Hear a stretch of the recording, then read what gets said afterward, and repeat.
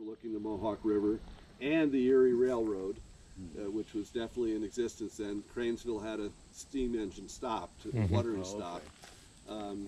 So I don't think it was particularly bucolic for a millionaire to build his mansion there. But he built our house, which you can't really see from here, but it was a tenant farmhouse. And so that occupation was more feeding the household, the mansion, and the hay barn with things for the animals. So yeah, but I think mainly, well, to go back to the beginning of Europeans in this area, as the kiosk says, Philip Grote bought the land. He paid both the Dutch and the Native Americans. It wasn't taking any chances, but then he died on a trip up to see the property, crossing the Mohawk River on ice, and fell into the water and drowned. And then his kids eventually got a mill going. It was the first grist mill in this area. And so that was taking grains from farmers that had already established them. This was in 1730.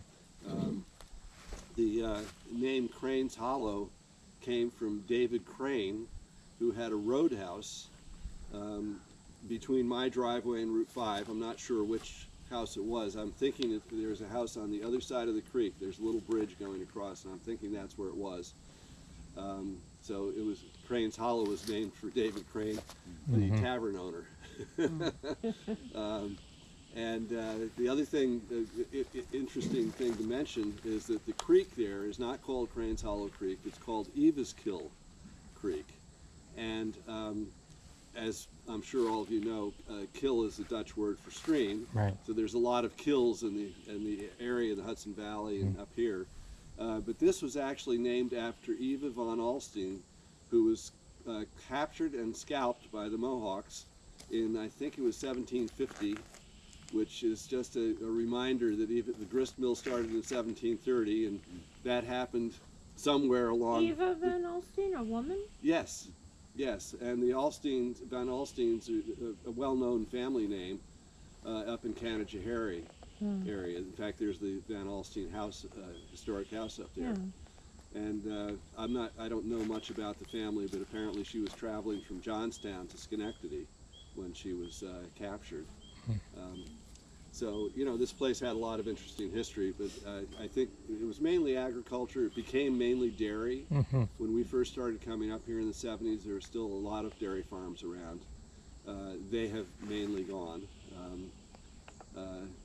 The town of Amsterdam is pretty much 98% residential in where the farms were. So that has gone. Now it's more of a commuting place down to Schenectady or Albany.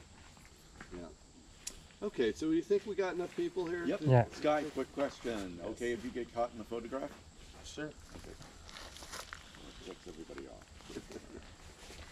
Do you know anything about the rock around here, the geology? I do. There's a lot of limestone on the other side of the river. Yeah, so the geology here, the bedrock is all dolostone, which is a type of limestone. It happens to be rich in magnesium, manganese, and that's one of the prerequisites for gentian. They like that kind of, and also wet territory. So the dolostone is 800 to 1,600 feet down. I wasn't planning, it would be a detour off the main trail, but there's a number of places where limestone pavement comes to the surface. It's not very far down. The other thing about the dolostone is that it's easily, well, for a rock, it's easily soluble. It dissolves pretty quickly, so if it's exposed to the weather, it shows the weathering pretty quickly. And it also fractures horizontally and vertically, so there's a lot of places where water can get into the bedrock. And in fact, our household supply of water is 325 feet down in a crack in the limestone, dolostone, that has water in it. So, and then of course there's also the glacial geology that has been carried down from Canada and the Adirondacks. Right. You'll see in the stone walls both the flat stone for the dolostone that was mined on the property, as well as the erratics from the glacier. So that's a little bit on the geology. I guess I'll leave it at that. Yeah, good. But what, before I went and did a conservation easement on the property, I decided I wanted to do that, but then I said, well, what am I protecting? And so I started networking with botanists and geologists and naturalists of all natures, and learned a lot about what's on the property. As the kiosk says, there's over 300 vascular plants have been identified on the property, over 100 bird species, and that answered my question. What am I protecting? So, okay. Should we take off? And I want to get to the gentian around 11 because apart from its being biannual, we talked about this a little bit, it's biannual, it's an interesting plant, it's beautiful, but it's very fickle. It does not open its bloom. The blooms open every day and close up every afternoon, but they won't do that on a cloudy day or a rainy day. And yeah, that's, I'll tell you more about the flower, but I want to get there about 11 to see them and see if we can get back by noon. Is that about the right time? Mhm. Okay. I'm not sure that we'll make it all the way around. Depends how much botanizing we do and talking. So, okay, is everybody ready? Let's Yep. take a hike. That'll be some good photography. Okay.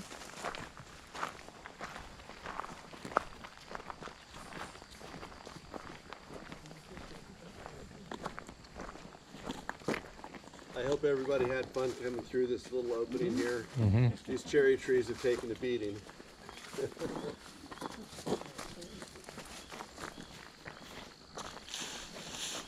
I didn't mention we're leaving it. This is Loving Mama Farm. If any of you have gone to the Schenectady Green Market, Loving Mama Farm is there. It's an organic, regenerative farm. They grow 200 different kinds of vegetables and 100 different kinds of flowers and sell them to Schenectady and Troy, Delmar, Saratoga, 5 markets. That's what's going on over there. It's my son and daughter-in-law, by the way. Okay, come on up.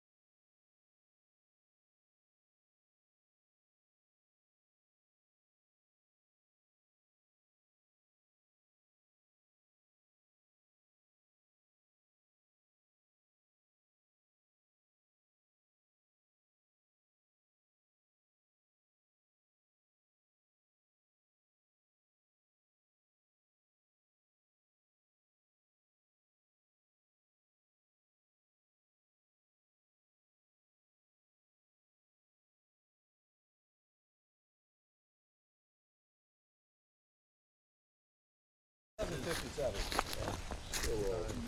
is the penultimate walk, Uh-huh, Tuesday walk of the fall. okay. Next week we have Amy, Oh, pollinator, beeper, bee lady? Mackenzie, from DEC and one of her colleagues. They're going to give a tree walk in Central Park. And great. I meant to look up exactly the location where we were meeting, and I forgot. But it's on the website, and anyways, it's right across. I know it's right across from the Rose Garden. Oh, okay. So wherever there's parking right across from the Rose Garden, that's presumably where she's starting us out. There's some neat trees in that park, including the biggest tree of heaven I've ever seen. It's huge. It's really bad. It's the mother of all of the trees that are in Albany that are everywhere. Uh-huh. I don't think shot this thing down. Yeah. They cut down the biggest linden in the state. It was a state record tree.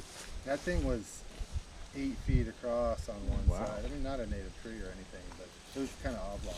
But it was literally 8 feet on one side. Cut it recently. Where was that? In Central, or you're going to Central Park. Central Park. Yeah. Right. I'm thinking Washington Park. Yeah, in Albany. Oh, in Albany. Oh, yeah. Well, one of those I thought was it the linden that fell down in the big Oh. windstorm. Oh, I didn't know. I thought they just cut it down. Maybe it was. No, now that because several really big trees were blown down Okay. In the ice storm, like that, maybe. Yeah. and That would be the right and timing. linden No. Okay. rings a bell. That I makes think sense. that was, Yeah. and it was surprising because it was big trees. You'd Yeah. think the big trees can stand this stuff. It's the right. little ones, but no. I guess more surface and It's a Right. big Whap. sale. Yeah. Exactly. Yeah. Alrighty. Well, I've enjoyed meeting you all or seeing you all again. Yep. Thank Back to you. Strawberry Fields. I Thank hope you you so come much back again. again. You should try to come every month because there's always something Yeah. different to see. And of course, we didn't get to the north side of the preserve. Can So. you snowshoe here? Oh, absolutely. Snowshoe, cross-country ski.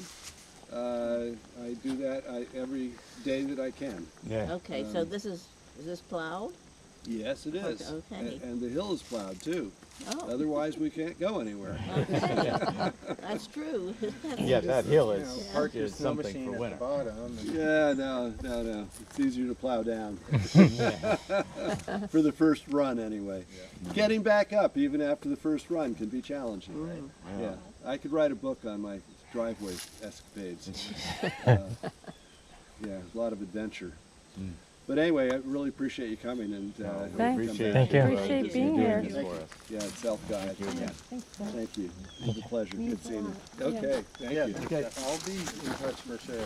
I want to know, more. Yeah, I'll let you know what This is it.